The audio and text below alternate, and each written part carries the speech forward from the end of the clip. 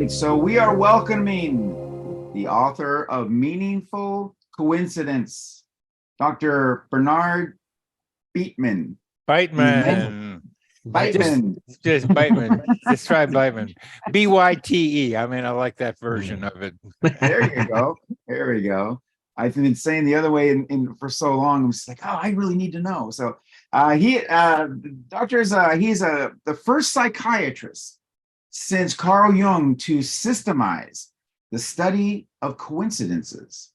He's a graduate of Yale Medical School. He did his psychiatric residency at Stanford University, and he's the former chair of psychiatry of the University of Missouri Columbia Medical School, and he was there for 17 years. He writes a blog for Psychology Today on coincidence and is the co-author of another book, an award-winning book called Learning Psychotherapy, and also the founder of the Coincidence Project, which we're going to talk about as well. And he is from Charlottesville, Virginia. Doctor, thank you so much for joining us on the Infinite Wisdom interview series. See, I'm so flabbergasted because we're actually talking with you finally. Well, it's very nice of you to say that. So hi, Ross, and hi, Gary. Glad to be with both of you. You got some nice energy going, I can tell. Oh, we love what we do. We do love it, love it, love it. And we've read your book. We have watched your other videos that you've done and other interviews. And, you know, we love your energy. We love the knowledge that you have. We love the perseverance that you have shown in the study of, as you call it, coincidence, which leads me into my very first question: is that is there a difference between coincidence and synchronicity? The title of my book is Meaningful Coincidences: How and Why Synchronicity and Serendipity Happen. And what I'm trying to imply there is the term meaningful coincidence includes both synchronicity and serendipity, which, while they overlap, are still somewhat different. And in addition, there are two other forms of meaningful coincidences that fit under that umbrella, and they are seriality and simulpathity. So I can define synchronicity for you as also opposed to those other three, if that's what you'd like. Yes, absolutely. Our audience would love to know, so that because we have been talking about synchronicity for years now, and so now we have just a different variation possibly. Yeah, it's so meaningful. Let's define coincidence first, sure. and then go to meaningful, and then go to the other subcategories. A coincidence is the coming together of usually two or more events that appear to be independent from each other, and the person seeing it is surprised or finds it unexpected, and there is no obvious explanation. Now that implies that there might be, but there's no obvious explanation. Surprise, coming together, unrelated events that appear unrelated have meaning together becomes a meaningful coincidence. Now, the word coincidence itself is a neutral word. In my book, I mean meaningful coincidence. I just didn't want to write that over and over again. But the word coincidence means which one? Is it meaningful, or is it just a coincidence? So a lot of words for coincidence, adjectives are just and mere or only. While for meaningful coincidence, there's meaningful, and there's also surprising, and there's also somehow a feeling of that there's something that's relevant to me. So the adjectives make a difference. And I've picked meaningful because there are a lot of coincidences that look like they have something to do with something or other like me. And I'll talk about what the four meanings in a meaningful coincidence are. One of them is the surprise. Emotion is meaning to us. Another is that the two events seem to have some meaning in common. For example, I found myself choking uncontrollably when I was 31 years old in San Francisco over a sink at 11 p.m. on February 26, 1973. And I didn't know what it was. And I couldn't stop choking. And I found out the next day from my brother that at 2 a.m. in Wilmington, Delaware, which was the same time in San Francisco, 3 hours difference, my father had bled into his throat and was choking and dying. He died choking around the same time I was choking. So the similarities between the two are apparent. I was choking but not dying. My father was choking and dying, but we were both choking, and it was really hard to get what was in our throats out. So that's a parallel in meaning, but in similarities in definition of two elements of a coincidence. Mm-hmm. A third element of meaning is what does it mean to me? Personal meaning. And that's what a lot of people look for with synchronicity in particular. The meaning for me of that event was that my father on February 27th, he died on February 27th in Wilmington. February 27th is my birthday. So I said, there's a message here for me somehow to study this stuff. And that message was study this stuff and remember me, remember Carl Beitman. And I'm remembering my father by telling the story. So that's the personal meaning. And then there is the explanation part of it, because coincidences have served humanity for a long, long time as clues to how reality works. If they tell us if there's two things come together, maybe there's a connection, like lightning and thunder, for example. Maybe there's a connection because there's a short time between the two of them. So with this one, I wondered, did a lot of other people have experiences like this? Like mine, where I was feeling the pain of a loved one at a distance? Yes, indeed. The research is out there, and I just have a recent Psychology Today post entitled "Knowing When Someone Has Died." A lot of people get a feeling, sometimes even knowing, that someone they are close to is dying or has died. It's not an uncommon experience. So what I experienced told me that other people have it, and I came up with a term for it: simulpathity, same time pathity feeling. And I have a theory, a model for how that might work. So I find an explanation for this coincidence of with me and my father as well. So those are four meanings of a meaningful coincidence. I can pause there and go on to define the other ones, but I'd like to hear what you have to say about that. Gary, you got some questions?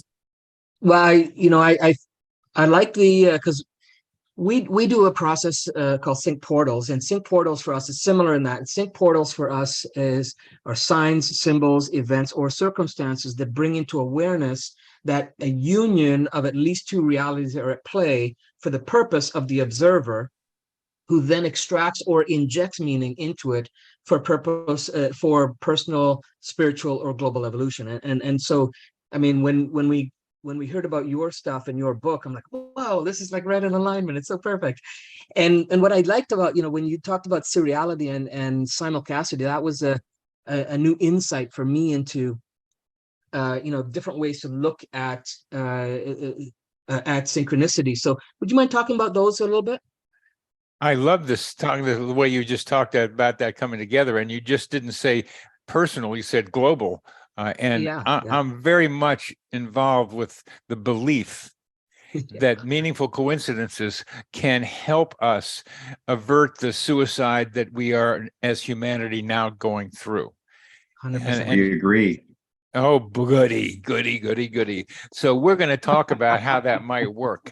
And it's not going to be just yapping at you guys. It's going to be like a discussion, because this is like an important idea that is that we need to get to. So just to go through some of the definitions, synchronicity, a term coined by Carl Jung, and I don't know, I keep having to repeat that Jung did not use the term synchronicity to mean meaningful coincidence. Yeah. It was an acausal connecting principle, but it's gotten labeled now as meaningful coincidence, just so we do that. But for Yeah. Jung, these meaningful coincidences served as psychological, interpersonal, and spiritual development potential, as you're implying. And that's what a lot of synchronicities help people do. We have a sense that there's something else going on around here and connects you with others. Notice how I connected with my father. I mean, I didn't Yeah. really know we were that connected. Coincidences tell Mhm. us that we're far more connected with other people than we know. And that's part of this global thing that I hope we'll get into, is that the Yeah. coincidences tend to illuminate the invisible energies, the invisible Yeah. currents that connect us and unify us. And Yeah. I could see that with my simulpathity with my father. Serendipity doesn't get enough play among synchronicity advocates. Serendipity has been a way to find out new and interesting things about reality that help us a lot. They're not so much interpersonal or psychological. They're more like on the practical thing. And one of the most famous examples of serendipity was Alexander Fleming stumbling across penicillin, the penicillin mold, when he came back from vacation and saw this petri dish in his sink doing something weird, that he recognized there was something in that petri dish that was killing bacteria, and that was what penicillin was. And then it's a long stories about how it got manufactured. And the end part of that penicillin story is that the United States wanted to manufacture a lot of it to help soldiers in World War II, because a lot of them were dying from infections, but they needed to find a mold that was going to make a lot of penicillin from this mold stuff. So they sent people all over the world find it. So this was in Peoria, Illinois, where they had a corn liquor bath, which the mold really liked to live on. And so they were going to bring the mold into Peoria. So a lab assistant named Mary went shopping down at the Peoria Farmers Market one Saturday, and she saw a cantaloupe with this orangey mold on it, and she brought it back to the lab, and that was the best. That was the best mold. I mean, it's one of those examples, you guys probably know it, of what you're looking for is right under your doorstep, rather than having to travel around a lot. Well, Yeah. this is no better example of it than Mary finding it. Unfortunately, she ended up getting called Moldy Mary. She should have received a Nobel Prize, but again, it was a discrimination against a key person in the creation of the penicillin volume that we needed.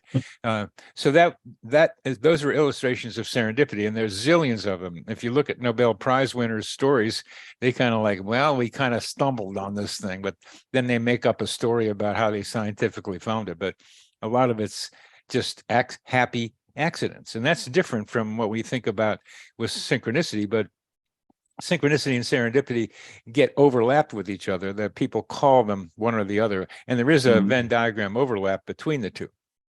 So that's serendipity. Seriality, Paul Kammerer, a botanist biologist in Vienna, 1919, wrote a book called called The Law of the Series. That's in German. And all he did was, he was just he'd sit in a park and he'd write down, oh, there's this woman had the same hat as that woman, or that person was he'd look at pairs and triplets and quadruples of the same thing appearing. So the thing about a seriality is you can see the two elements. With meaningful coincidences like synchronicity and serendipity, you got a thought in your head, and you got a thing in your environment that match. That's the usual thing. But with seriality, anybody can see the 15 monkeys that the one person is seeing, or what Kammerer was seeing. And so, and Jung described a thing with fish, a bunch of different fish symbols in his book Synchronicity. You may remember it. That's a seriality example. And Jung was borrowing a lot from Kammerer, but didn't kind of, the way people do that. They had some of the same ideas, but Jung expanded it more psychologically and spiritually and into quantum mechanics. And the final one is simulpathity, which is what I just talked about. Mhm. So one of the things that we teach is identifying patterns. We do a lot of work with people identifying That's patterns. why we like each other right now, because I'm a big, I love the patterns. I love the patterns. So, So but go. what we have found is I love guys who love patterns. Okay, I'm sorry. Okay, go ahead. I get excited. Sorry about that. Oh my God, he has a sense of humor too. Oh, Oh Yeah. no. Fine. And you better watch out. I like to sing.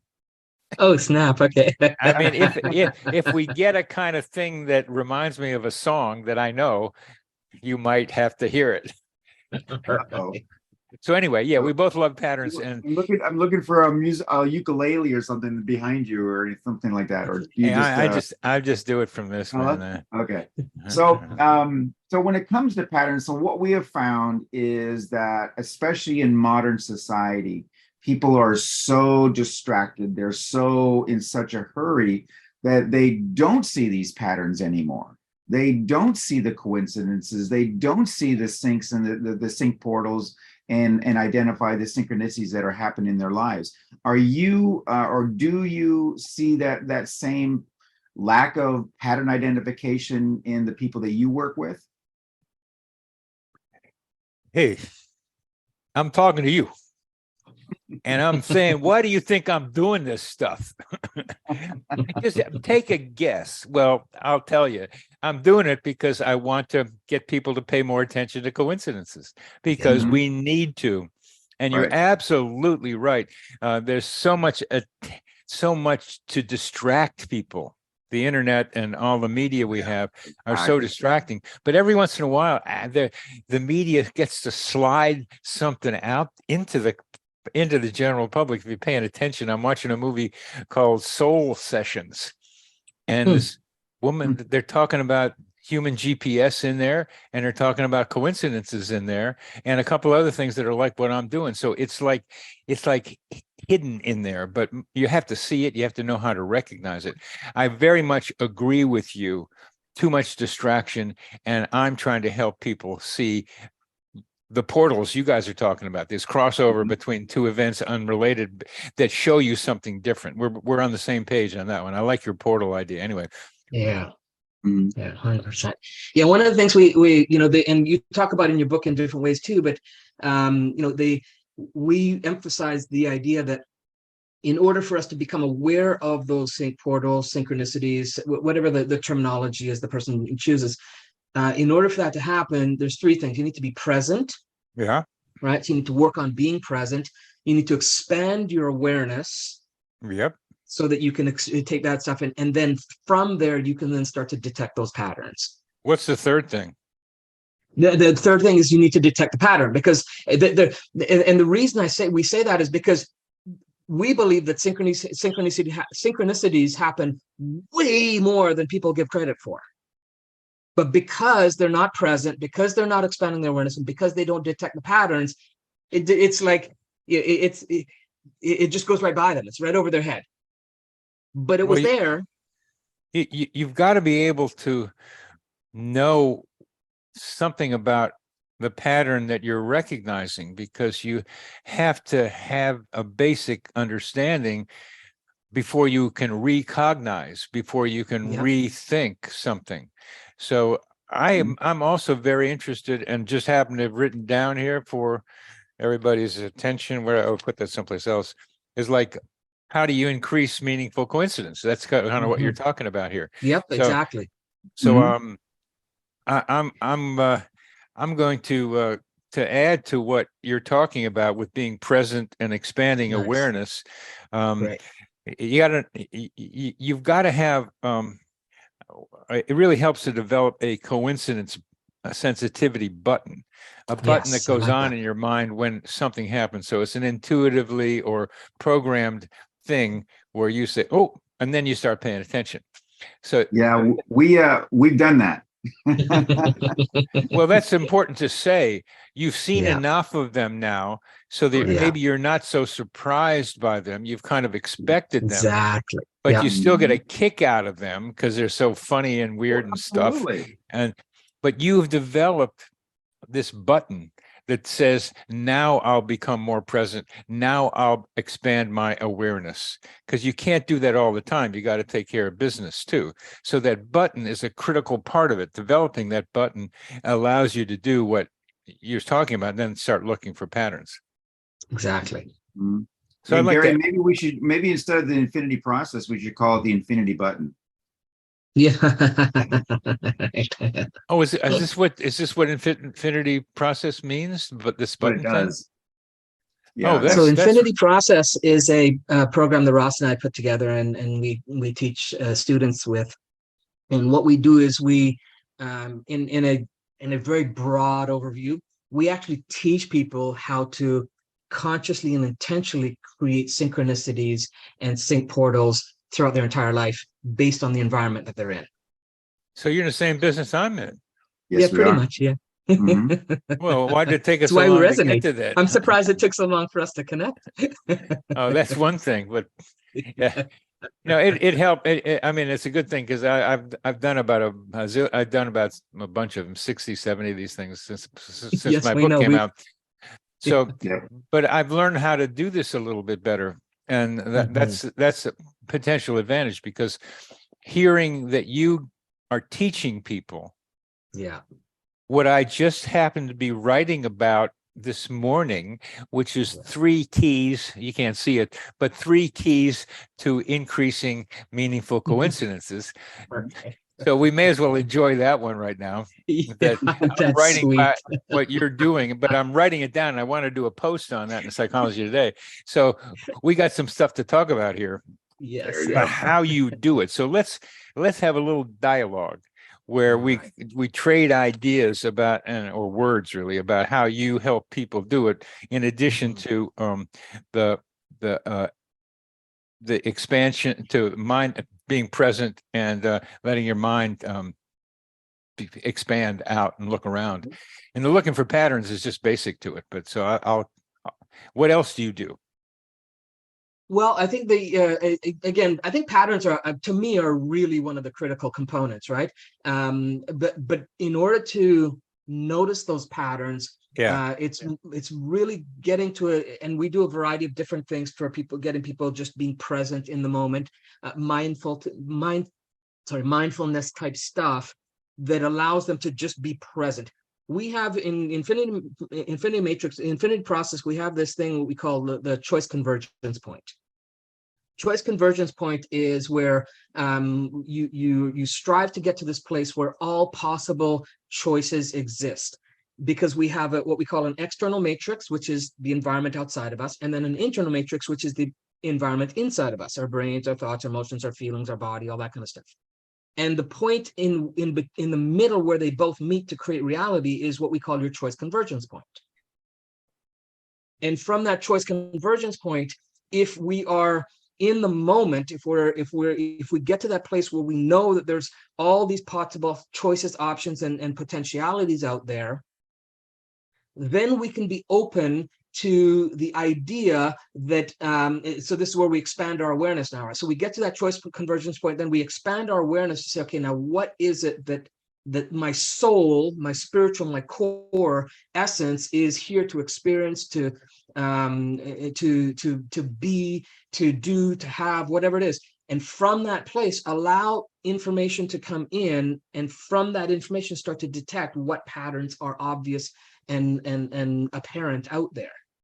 And the reason I say that is because, one of the things is that there's, like we mentioned earlier, there's stuff that's going on all the time. There's patterns happening everywhere, but it's whether someone is in present to be in a place where they can open up for the awareness of those patterns, and then determine what is a pattern and what's relevant to you at that time, right?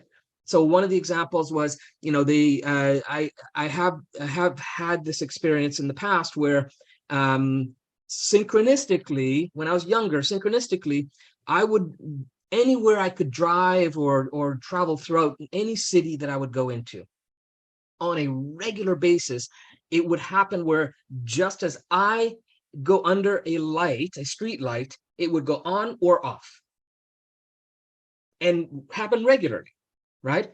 And earlier in my life, I didn't have the state of being present enough to say that, hey, there's something going on here. So there was no being in the, I noticed it and went, oh, that's kind of cool. Oh, that's kind of interesting. Oh, that's kind of weird, bizarre. Those kinds of things would happen. And because I wasn't in being present to the potentiality and in that place of expanding my awareness to what could this mean, what it does this mean, what, what's the possibilities here, then it was impossible for me to see it as a pattern to, hey, when that goes on, I was having this type of feeling. When that goes on, I was having this type of, I wasn't able to create that connection because I wasn't present and I didn't expand. So therefore the pattern detection was almost impossible. And once you develop the button, then you pop into the present and start expanding. Exactly. And then you see them all over the damn place. I mean, it's like whoa, that was, and it's not that they happened because it's like there's something new going on. They were happening anyways. It's like you vibrated this different frequency. It's like it's like a radio station, right? It's like there's a radio station called Synchronicity going on. It's always playing. It never turns off. But if you don't tune to the right frequency, you'll never know what's going on there. And as I said earlier, that's, in today's society, it's that it's a constant turning of that dial, and nobody can actually stop on that station. It's just a constant, that white noise of, they're just going. And we're just like, no, you're going to take this moment and you're going to tune in. Beautiful. Yeah, and so with what you've done too, because we, again, our formats, again, our terminology and stuff is different, but there's definitely a lot of parallels here, is that once that happens, once you get to that place of being present, expand your awareness, and then you can start to look for the patterns, then it's knowing what are the patterns that are out there, right? And so we've got our 9 sync portals, which are our patterns that we've established based are the sync portals to kind of bring you into that other level. We call it gateways to alternate realities, right? So it's like a gateway to an alternate reality. Alternate reality, huh? Alternate reality, huh? What, being as I have my own answers to that question, which I love, I like to. I just interviewed a guy about we're in a simulation, so I'm like hot off of that right before we talk to you guys. When you talk about portals. Yes. The way I use portals with meaningful coincidences is that they're openings to weird stuff like near-death experiences, like reincarnation possibly, and certainly parapsychological events like telepathy and clairvoyance and precognition, and what I call human GPS, which you may have read about, it like getting where you need to be without knowing how you got there. I mean, there's a lot of stuff that I think is in the psychosphere where I come from is not really. It's not a portal to another dimension. It's a portal to what's already here on Earth in this mental atmosphere that we can have access to. I prefer to use the other dimension thing as like we can create our own reality, but people don't know what that means. It's kind of like you think of something that's going to happen. That does happen. You can precognitive, but I'm making these confessionals recently that I like to live in a virtual reality that I make up that's real. And that's what the infinity process is about. That exactly what you said there is what we do with the infinity process. That's what it does. That is exactly what if what you a were to sum it up coincidence. into one phrase. What a coincidence. What a coincidence. So in other words, instead of living somebody else's idea of your life, you live your life as you design it. Yeah. And you design it day by day. And And as I'm designing this day by day, there's this other reality that I can play with, that is the virtual reality that I make up through my imagination, which Right. is still different and it could be a leading edge to what goes on down here. So I'll tell you what my favorite one of this, it's like we can produce movies in our minds that can become real. I mean, I have a movie type, a genre that I like. And it's besides cartoons, I like cartoons a lot.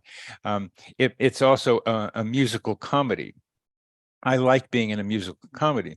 So, okay, here it comes. I have often walked down this street before, but the pavement always stayed beneath my feet before. I like musicals, some of them. Yep. And I like comedy. Yeah. Because I like to say stuff that's true with a straight face. That's really weird. That's and that's part of what I like to do. And I get to be in that reality sometimes. It's called going to dance, which I do a couple times a week. And there it's really weird and it's so much fun and so much happening. And that reality then touches this reality that I'm in, and it elevates this reality so that I can expand more into that dance and being in the forest realities. So how does that fit with what you guys think? We believe that instead of having this reality and that reality, you have both realities. It's not a this or that, it's a this and that. I agree. That not only do they touch, they literally overlap and intertwine. Well, so our small disagreement is how they overlap. And I particularly way I like to do it is have the fancier one, the more fun one, be like a cyclone coming down into this one, and something happens. But I mean, you like have it interdigitating, which I think we have all kinds of ways that we can play with this. Sure. Yeah. Yeah. Yep, For sure. exactly. So because you talked about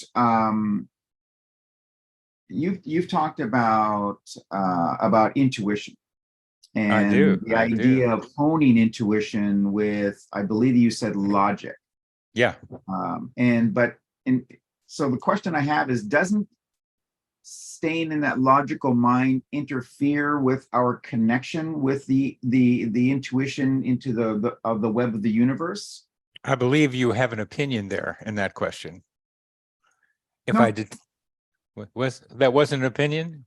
No. That you think it does? The rationality does interfere? Well, I'm actually just asking for your definition. Yeah, it does interfere sometimes. I mean, you can be overly like too many guys are like too rational, and there are women too, but it tends to be a guy thing.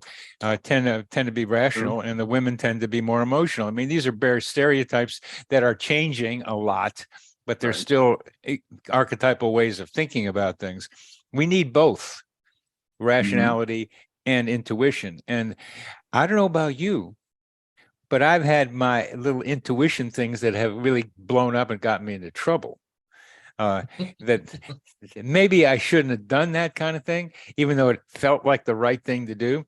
So by honing your intuition, your rationality is a servant to try to help you to identify that still small voice, the way it sounds, that should be followed. The way, and one example of that is like I was walking around near the river here in Charlottesville, and I was sitting there with some trees. I like to hang around with some trees. We have a little conversation sometimes, and it started to like thunder, and I was off on this little path, and I didn't know what to do. So I heard a voice saying, "When you leave this little path, take a left." And I said, "Why?" to the voice. And the voice said, "You'll see." So I said, "Okay."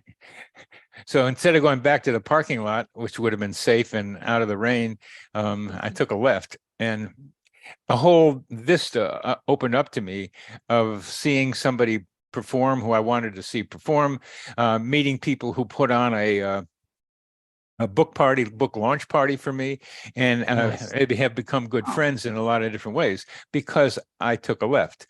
So listening, knowing what voice seems to be a good one to listen to is a very important skill to develop. You have to hone that. But Mhm. also the gut feeling. Which gut feeling do you respond to? Right. And probably most importantly, which heart feeling do you respond to? I mean, I can fall in love sometimes pretty easily, but that doesn't mean I got to do something with it. And so, which forms of love with someone, and they're all forms of love, or which kinds, all kinds of love, not just romantic one, which I have to be one of my favorites, but it's still a lot of other ones.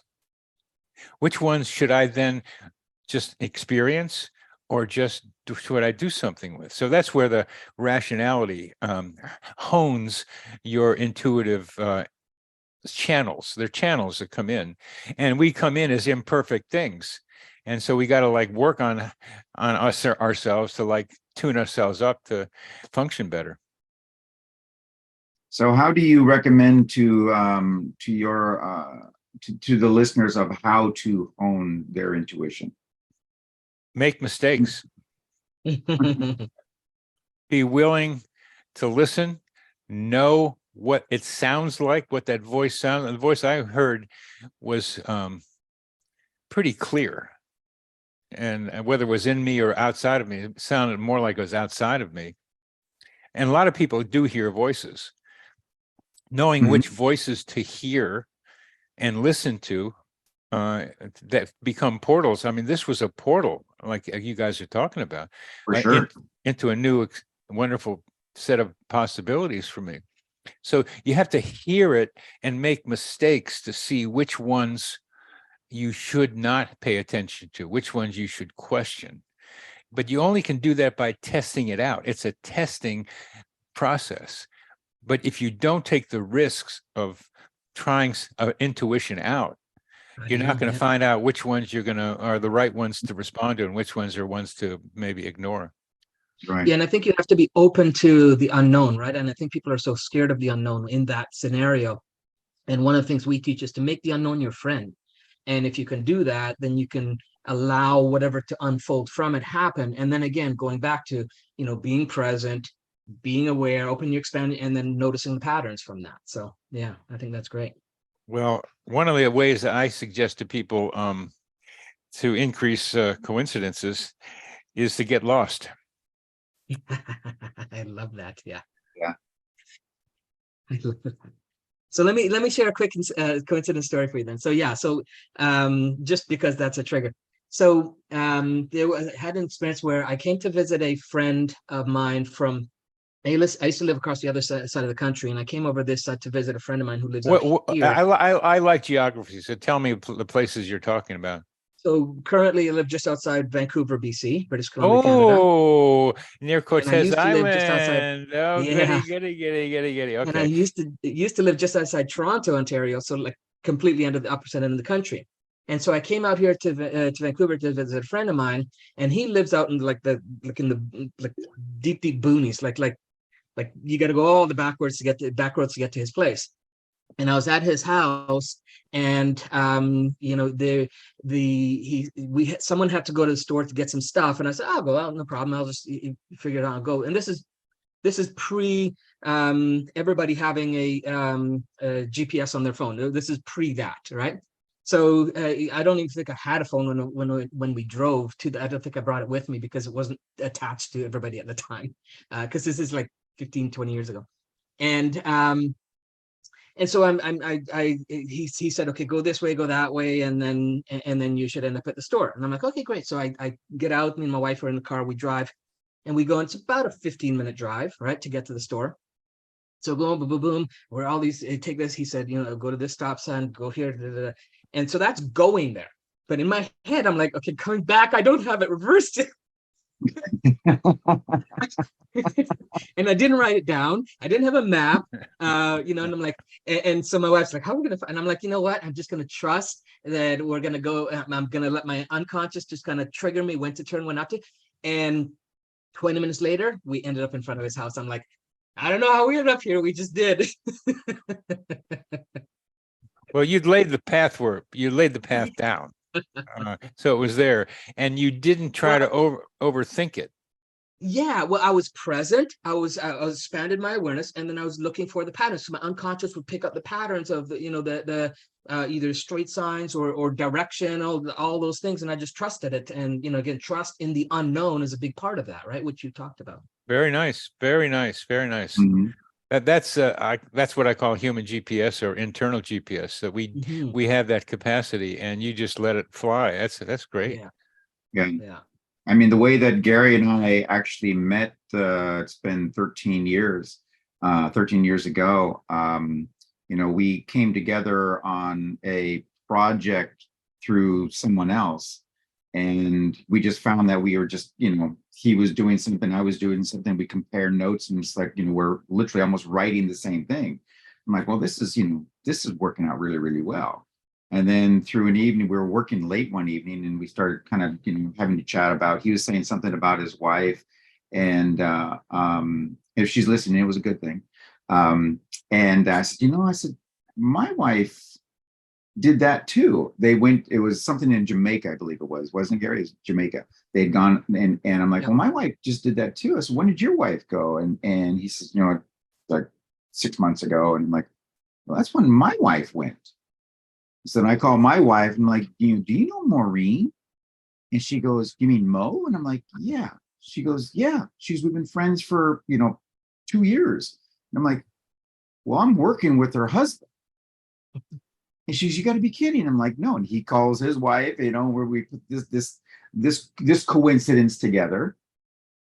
And then I'm like, well, they met at this event, which I was there. He goes, I was at that event too. As a matter of fact, I was helping facilitate that event. And I'm like, okay, so then that means our paths crossed, but we didn't make a connection. And and then we just kept going and going deeper and deeper. And in essence, I think it came to like 5 years before we actually started, working together. We had actually, our cross had actually crossed several times. And we're just like, dude, this was like meant to happen. And it just finally did. And that was 13 years ago. And from there, we've developed this company and the Infinity Process and all the work that we've done. Now we're touching, 400,000 people, souls across the globe. So it was simply meant to be. We just needed to slow down and follow the communication that we were receiving. Far out and groovy is what we call that. And let's talk about the phrase "it was meant to be." Sure. That was my most popular Psychology Today post. Does this coincidence mean it's meant to be? Mm-hmm. Well, a lot of times it appears to be it's meant to be, and Mm-hmm. it isn't. I call those the false promise coincidences. Correct. Yours was like highly structured. I mean, there's a lot of stuff going on there. It wasn't just one thing. It was like a lot of things. Right. So that helped make it feel. But what I want our audience to know is that you can have a lot of these it was meant to be kinds of coincidences. But then Ross and Gary have to work at the relationship. Oh, absolutely. And the two of you are not exactly the same people, from what I could tell. And so you would have what we call interpersonal conflicts sometimes, and you would have to work them out. Mm-hmm. And that's what some people who just think it's meant to be do. They just think it's meant to be. They don't have to do that. But you two obviously have put together a good relationship with a good organization. And it takes work once it's set up like that to be able to make it happen. And you have. Well, I've always believed that the strength of a team lies in its differences. Oh, yeah, you're right. And we created, what we've done is created such a huge vision for ourselves and for what we do that it supersedes everything. I don't want to use the word forces, but it forces, yeah. Forces us to make this work. Yeah. And such. But it's not like, gosh, I got to have a call with Gary today, that never happens. I don't know about him, but that's as far as I'm concerned. He knows you're calling and he runs into the next room. That's what happens. Really? Well, what you're saying is you do it in service to the goal. Both of you are Correct. in service to the Correct. higher vision. And I'm right there with you guys on that. Mhm. I've got this somewhat parallel vision of meaningful coincidences being out there and useful to people, and you guys are doing something about the same thing. So my head feels like it's clanging against something saying that. It's like, is this the same thing of that what these guys are what is this? My head hurts a little bit, but it's like, well, I think it might be the same intention, but I think that maybe the methodology and the way that it's delivering might be coming across in our own flavor. Right, it's our own flavors. But thank you for clearing my head on that one, Gary. Yes. Yeah, and I because again, the beauty is that I think that your way of presenting it out there, and with your background and your references and your delivery, is going to resonate with a certain amount of humans on the planet that may not necessarily resonate with the way Ross and I do it, and vice versa, right? And so our flavor has to come. We each have to have our distinct chapters of the book called life in order for there to be a book called life. Well said, and I agree. And what this higher mission thing now requires, and I don't know really what the specifics are, is that so far from what you're telling me, we have to do something together. I 100% agree. I mean, I've gone through about this my third round through it, and the first time when I read a book and it's a good book, I read first time just to kind of prep the unconscious mind, so I kind of just go through it and allow stuff to come. The second time I go through, I'm now looking at what parts of this are now relevant to me and what I'm doing. And the third time I go through is where I'm actually taking notes and Wow. extracting that stuff to see how I can integrate it into what we do. And I don't do that with a lot of books. Not a lot of books I go through 3 times. So yeah, I'm on my third run through it now. Wow. Yeah, and if you want to get a real flavor for what we do, and I'll just throw this little out there, it's that you go to our YouTube channel where we have probably 150-160 hours worth of content that we've done, where we will take a topic and really delve into it, and it's a learning experience. I mean, and that's what we're all about. It's just like, listen, let's just not talk about the superficial. Let's jump in there and create a real learning experience for everybody that's listening. And to the point where we do what are called micro hacks as well, where Gary, is the master at that. And what is that? What is that? This micro thing? What is that? A micro hacks are simple things that someone can do to actually hack their reality, their experience of what they call reality in what we call the infinity matrix. And so there are simple things they can do. When they do them and they follow those things, it opens up their perception and their experience of what they call reality in a different way from what they were experiencing before. So I was just talking on this episode. I mentioned that I just interviewed a guy. It's going to be called synchronicity, a glitch in the matrix. Oh, nice. Well, yeah, hacking. Our live stream is called Hacking the Infinity Matrix. And so every week that's what we do, right? This is too weird, man. Come on. You've been doing this long enough to not know this. Hey, let me enjoy weirdness. Let me enjoy the weirdness man. a little bit, okay? I like weird. Don't take my weirdness away from me. Ladies and gentlemen, you have heard from the professional. That weirdness is a professional terminology that they use in psychology these days. Yeah. Oh, it is, huh? I do, and what I'm trying to do, and let's see how this goes clearly with you, because now we're talking about us doing stuff in kind of synchrony with each other. Mhm.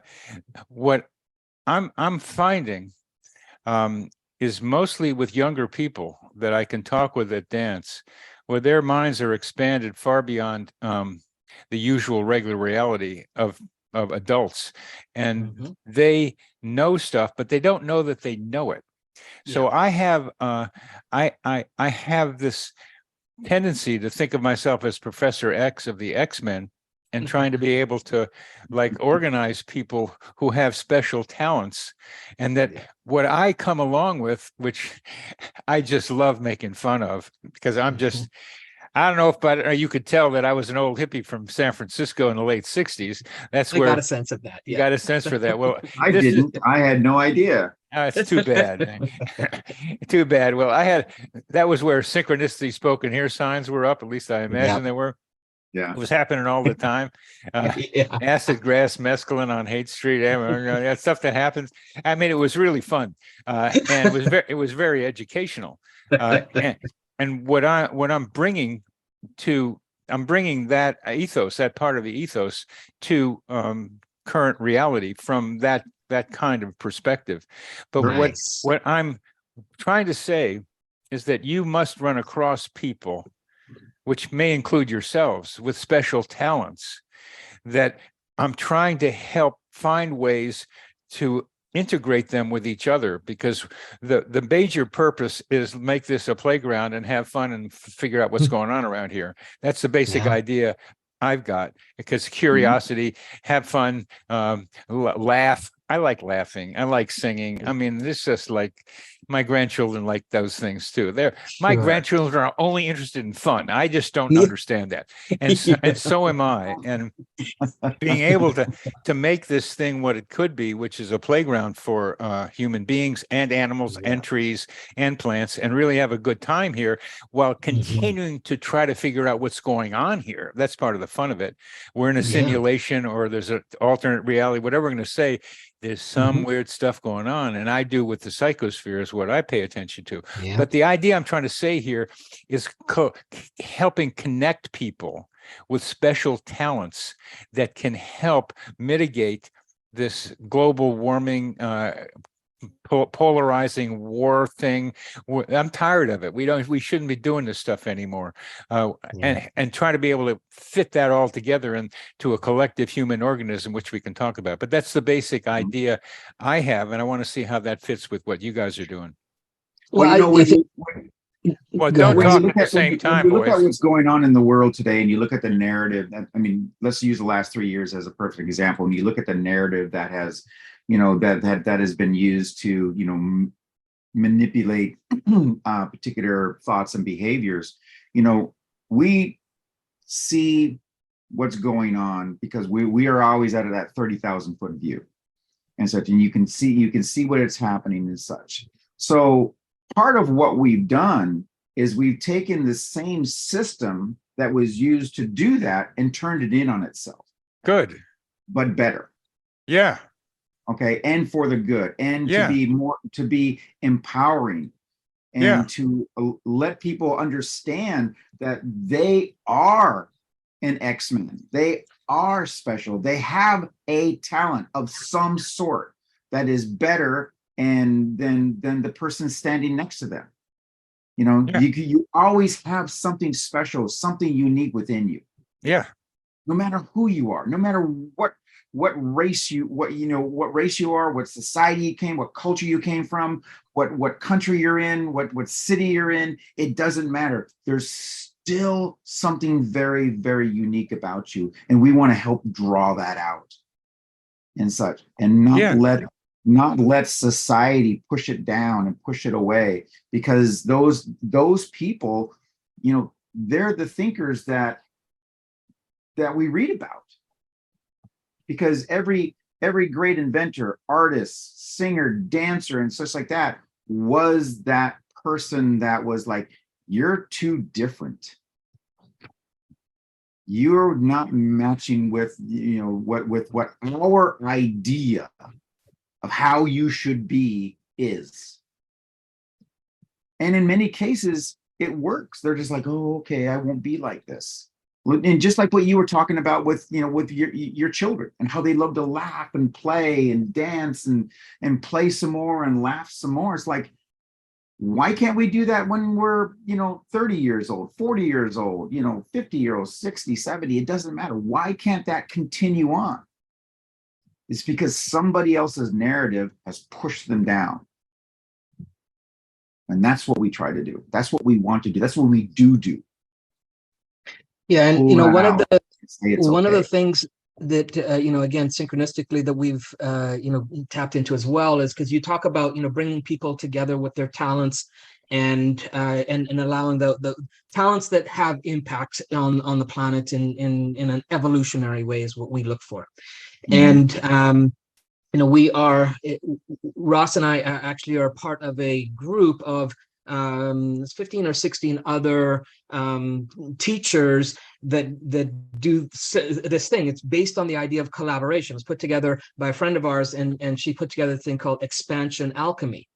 And Expansion Alchemy is a monthly a membership program where you have these 15 different teachers teaching different things every month. They're getting a brand new module for people to come into, and it's a place where people can go and tap into, whether it's their relationships or their health or their like it covers all different things. And it's a collaborative effect of all these speakers not saying, hey, I'm the one or you're the one. Like it's not competitive in nature, it's collaborative in nature. And we really like that about it. And so that's I think that's happening. I think that we're entering into an age of collaboration, and it aligns with what we call infinity thinking. Infinity thinking is that it's not, Ross mentioned it earlier, it's not a this or that mentality, it's a this and that and that and that and that and that, and that doesn't stop.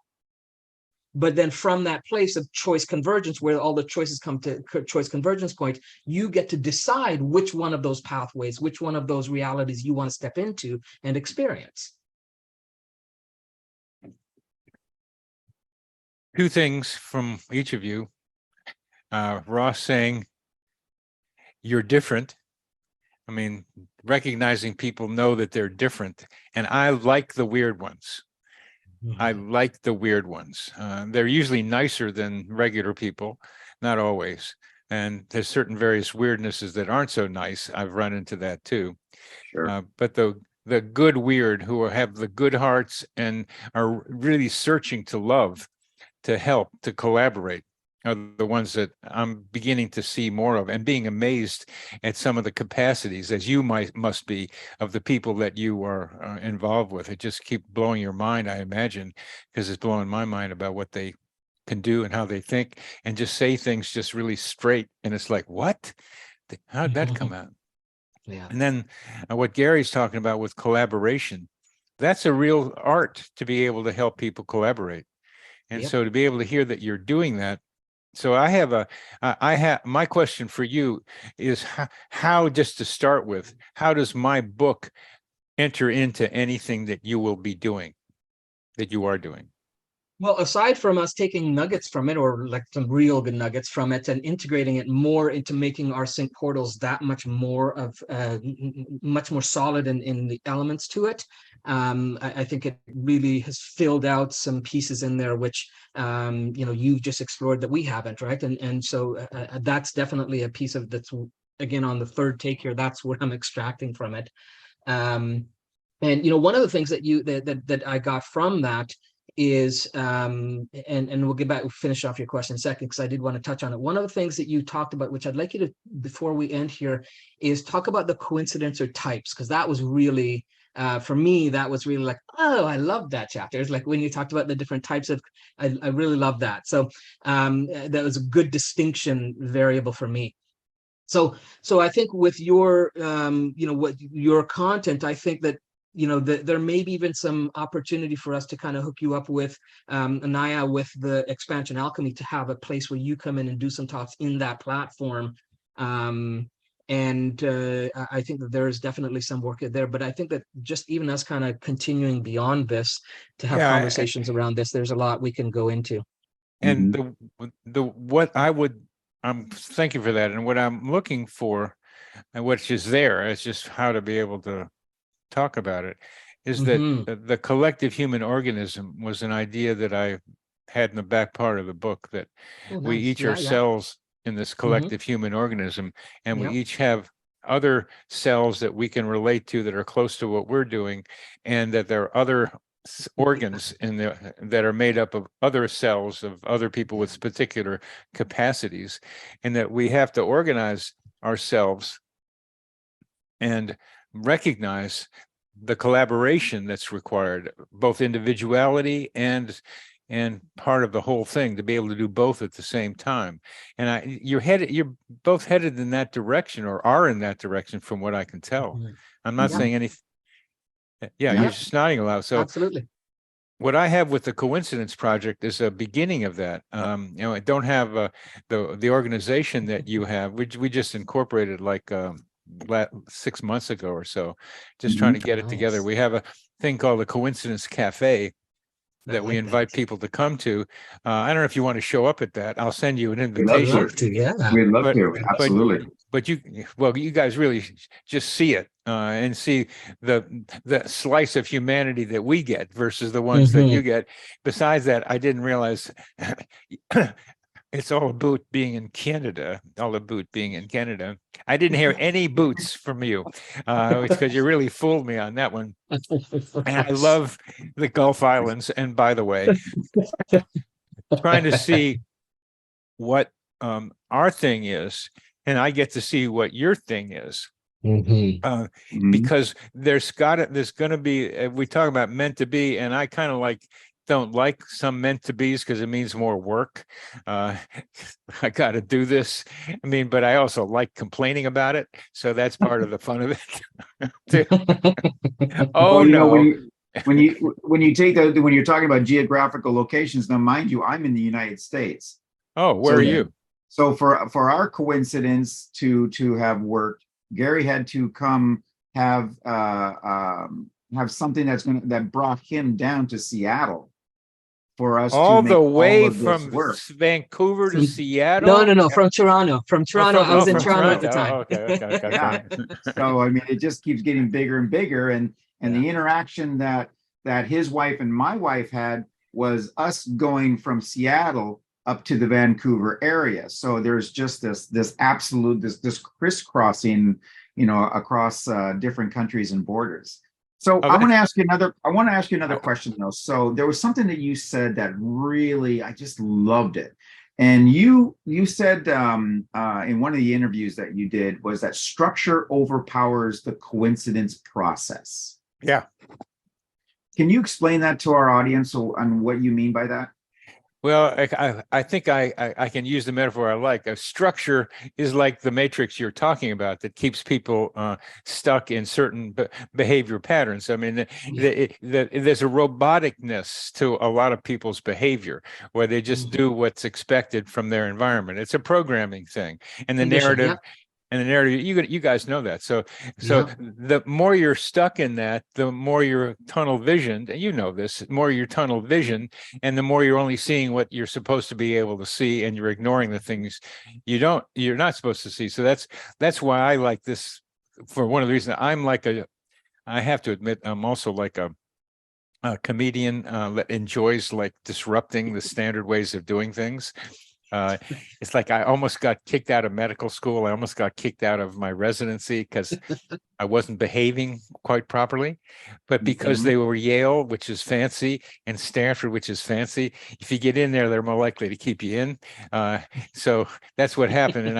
And I've had a history of causing trouble, which has ended up causing me some trouble, which I've had to learn from. But that's disrupting the structure. And when you do Mhm. that, when I was leaving Seattle, because I went to the University of Washington, Oh, okay. 6208 41st Avenue Northeast, right over the hill from Lake Washington. It was really, Yeah. and the fish market was over on the other side, and it was fresh fish. They bring it in. But anyway, that's another story. When I was at the University of Washington and they politely asked me to leave, they denied me tenure. And of course, I went boo hoo hoo. And on the way out, I knocked on a door of a colleague of mine and walked out with a protocol for research on chest pain and panic disorder that got me to be chairman at the University of Missouri, and it would not have happened at the University of Washington. It was too restrictive there for what I was doing. So there was an example of a lot of destructuring of my life. So I was a lot opener, and I was looking. So in that situation, it turns out if you're looking under those circumstances, you can find a lot of stuff. And that's what you guys know that too. Yeah. Interesting how that works, right? Interesting how that, well, I just interesting imagine. It's interesting how when you shine a flashlight on something, you'll see something. Isn't that amazing? And along with that, let's see what you think about this metaphor, how it fits with you. So we're in like this wire cage. That's the structure. And then the cage begins to melt, and there are holes, wider and wider holes, so weird stuff can come in more easily. That's part of the reason way I think about that. I like that. That's Nice. great. That's very, very good. Well, thank you. That's awesome. So just some logistics. I dropped, for those of you that are watching, I did drop the Bernard's website in the chat, so you can go to coincider.com. They can get the book from there. Is that right? Yeah, or any place they buy books. And anywhere, and I know he's got an audiobook version as well. So you've got the option, whatever you want, whether digital, print, or audio. So go ahead and grab that. We highly recommend it. Those of you that were excited about our Sync Portals program when we did that. We still have that available if you want to get access to that as well. Just let us know in the comments, and then we'll send you the link for that. We also wanted to touch base on, so we talked about the collaboration thing, and I wanted to kind of share with the audience, and then we'll go a little longer. I just wanted to, because we've gone past the hour. I just want to make sure I got this in. That we have a couple things. Tomorrow we're doing an expansion alchemy training. It's a master class about 2 hours long, and we will share the link on that as well. It's called Unlock the Gateway to Your Quantum Mind, which again is so in alignment with what we're doing here today.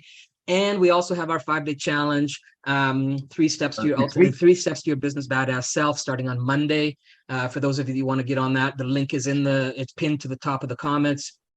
It's and so you can jump on that and join. We start that on Monday, and that's going to be pretty awesome as well. Where else can they get? Do you have a YouTube channel? I have a YouTube, and you've got a podcast, right? You've got a weekly or a regular thing you do. A weekly podcast called Connecting with Coincidence, and a Psychology Today blog also called Connecting with Coincidence. Awesome. Fantastic. Awesome. Great. Beautiful. All right. Yeah, and he's also on the Facebook page. I just want to give a shout out. So the Facebook page, facebook.com/coincider. And that's where you'll get access to it. You can go ahead and like his stuff and join on his content there too. Yeah. Yeah. And I'm not going to watch 160 hours of your stuff.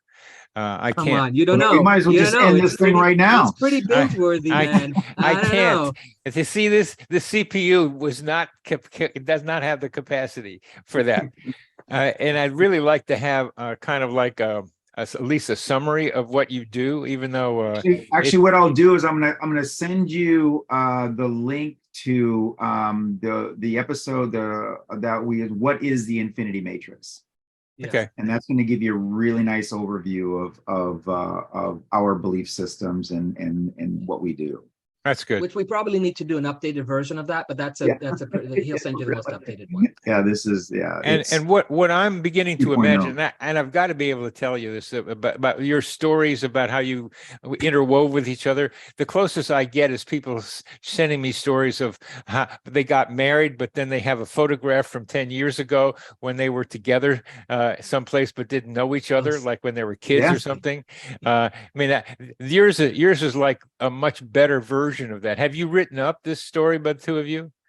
and your wives? No, we've told it many times, but we haven't actually put it on writing. Well, if you happen to put it down, which all you have to do is dictate it because you've said it enough times, send it to me, because it's a matrix thing with all this crossing. I mean, it's kind of a setup for your matrix thing. And the analog is really pretty. Oh, there's so many other layers to this that we haven't gotten into that. Yeah, for sure. Well, that brings me to another question, because I know you've done a lot of interviewing with different folks. What are some of the interesting stories that have been shared with you, besides ours being the number one? Well, right now, one of the fun ones is a woman getting lost, getting taken out by an ebb tide into the ocean, but surprisingly, and seeing what looked like some sharks around, and getting very frightened. And she heard a voice that said, "Relax." And she said, "God, please rise me up of this," or something like that. And she started rising up, and then she started moving towards the shore. And it was a bunch of dolphins carrying her on their back. Oh my gosh. That's amazing. Wow. Wow. That does beat ours. Damn. Part of the reason to say that is I want to get us away from this people-centric thing that we do with coincidences, and I want to get out into nature. They like communicating with us. I mean, I've had communications with a swarm of bugs, where they were swarming around me, and I was getting bothered by them. And then I started to see how they were working, what they were doing, and I started asking them to, like, make a circle and then make a rectangle and then make a spiral, and they all did something. They did something like that each time. So they were like connecting with my mind. And I had 3 mosquitoes living in my house last winter, and during some podcasts, video podcasts, one of them would land on my nose. I mean, these guys are like real conscious beings too. If you wonder where people go when they die, when there's more people living than dying, some of them, more people, well, there's a lot of people coming out already. So where do the dying ones go? They go into cats. I mean, some cats, I know some women who just love their cats, and these cats are living life that I'd like to be petted like the way they're petted and taken care of. I mean, just it hold up like a big prize. I mean, I could do that. I mean, there are other alternatives, and trees. I just said the exact same thing about my dogs, because I have 2 huskies, and they are the family. They are. Oh, come on! You're in Seattle and you have huskies. I mean, what's with you? Are you lining up with the environment or something? Well, the oldest one we got from the shelter, and it wasn't what we were looking for, but she just connected with us. Well, I know that one. My son has one like that, and he is quite a he's not a dog, he's something else. It looks like one. So anyway, we're both trying to say the nature around us is also alive. Exactly. It's also conscious. Exactly. And it likes to communicate with us too, because we can talk and they can't. Mm-hmm. The other day, a dog was. They can kind of. Oh, I get telepathy with the trees. Right. I mean, I love being with them. I walk in, and it's an experience of feeling as well as being able to. They like me to sing to them, by the way. Mm-hmm. I can go into a certain trance, and mine will come to me and just sit right in front of me while I'm in a trance. They're watching. There's something else. They're doing something, and that's why the dolphin story is, well, it's far out, but it's also like to say, they're trying to say, stop doing what you're doing. I had some woman was telling me about some horse that was just really moaning about how humanity's destroying what's going on around here. Mm-hmm. They're trying to talk to us, and we got to listen. Yeah. Mm-hmm. We agree very, very much. Yeah, they I mean, all of it. I mean, what we as a race have done to the planet, regardless of, even if if we even take climate change out of that equation, what we have done to the oceans, to the water, to the land, to the the trees. I mean, all of this, what we have done to it is positively, horrible. Agreed. And there's so many better, different ways. I mean, if you talk to farmers, farmers are more in tune with the environment than anyone else. They understand, most of them, not all of them, but most of them. They really do understand what's going on, and they see what's going on, and whether it be with the land or with the animals. And it's amazing to have those discussions. I'm right with you. I'm right with you. So what we've got here, and I got to go in a minute too. What we got here is a collaboration that needs to take place, where I have to see. Absolutely. I have to see your thing. You got to see my thing, and Yeah. I'll send you the invitation to the cafe. You send me to that link to the video, and we'll get to know each other. And the most important thing to me is finding ways to collaborate and bringing the collaborators together with the collaborators, because I'm trying to do something similar with a smaller group right now. We're looking forward to it. We really are. I am too. This is really cool. Really cool. It's been fun.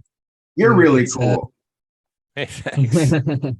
And Thank this is such a rich topic that I think that we'll have to look at getting you back on again to kind of go more into different aspects, because there's a ton of questions that I have that I didn't get to ask today. So I think we will have to. We'll have to keep talking. And you have to meet some of my people's going to meet your people, and we're going to see what you. I know a guy. You know a guy? Okay, well, I know a guy too. Maybe he knows your guy. I don't know. Maybe he doesn't. I know. Okay. And if there's anyone that that you think would be ideal for our live stream, send me their contact information, and I'll be more than happy to set them up for an interview. If you recommend them, they're a sure foot in. Yep. And you mean what we're doing today is your live stream? Yes. This is our interview series. So we do our interview series, and then we do our weekly live stream, which is the Hacking the Infinity Matrix piece. Right. So what's the difference between this and the live stream? This one we have people on. This is strictly an interview with a guest. This is the interview with the guest. Then our live stream and the Hacking the Infinity Matrix is just me and Ross taking aspects and concepts from the infinity process and teaching people different aspects of how they can hack the matrix. So I thought you wanted me to suggest somebody for the live stream, but it's mostly the two of you that do that. Oh, it's for the interview. For the interview series is what he's okay. The words are important. I needed to get that straight. So I do know a few people who know something about meaningful coincidences. Just so happens that you do. Just so happens. I don't know why, but it's coincidental or something, which it is. So I'll also send you a link to the actual series, because we have it broken down on our YouTube page, to the actual series, not so that you can listen to them, but you can actually see the variety of guests that we have. Yeah, that would be good, because I really that you understand that the amount of information we all process is a lot, and I would rather mostly just sit around and write about this stuff and not have to do as much, which I like to do. And you may have noticed I have a little bit of performer in me, so it's kind of an opportunity to do that. Don't we all? Yeah. Yes, we do. Yes, we do. So we got some things to do. I'll recommend some people to you. I got your email. I'll send you the invitation to the cafe, and I'll see you. I forget that song. There we go. All right. Well, thank you very much, Dr. Beitman. And it's actually been a pleasure. We are looking forward to having you back on the show, whenever you want, whenever you have something special that you want to, promote, or, you have this giant aha moment that you need to share with the world, we're going to be your first phone call. Hey, I like that. So, that's easy for us to set up, not without any problems whatsoever. And for everybody else, this is please go to if you want to see the replay of this, it's going to be on our YouTube channel, which is going to be youtube.com/@infinitymatrix, and that's where you're going to find not only this one but also the 160 other hours of content and training that we've put together. And if you're not part of our private group now, please go to facebook.com/groups/the Infinity Matrix. Answer all 3 questions and you'll automatically be entered in. And as Gary said, please don't forget about our 5-day challenge, which starts on Monday. That's right. 3 steps to level up your business badass and be fueled by passion, purpose, and spirit. Make sure you jump on that. We're going live every day next week, starting 10 a.m. on Monday, 10 a.m. Pacific time. And so we look forward to seeing you all there. That particular challenge is not just talking heads. I mean, you're going to see transformations happening after the first day. I mean, it just happens. And we have lots of video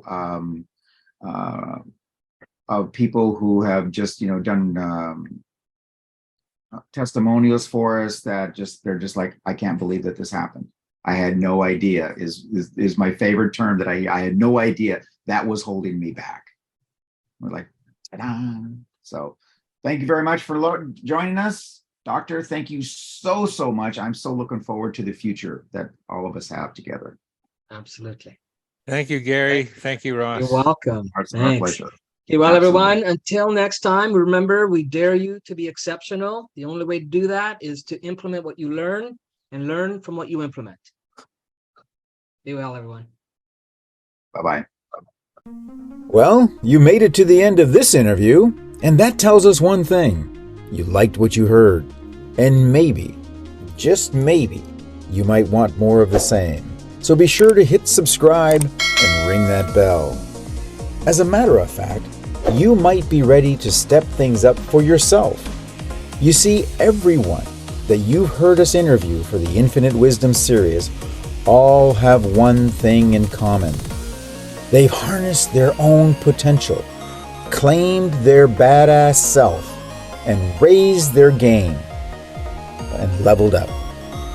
Whether it be in business, personal, romantic, for whatever aspect of life you choose, there's always a next level. So we encourage you to rekindle your passion and purpose, step it up, and register for our next free 5-day Badass Challenge. The link is below, and we are excited to see you take a leap into a new reality that only you can imagine.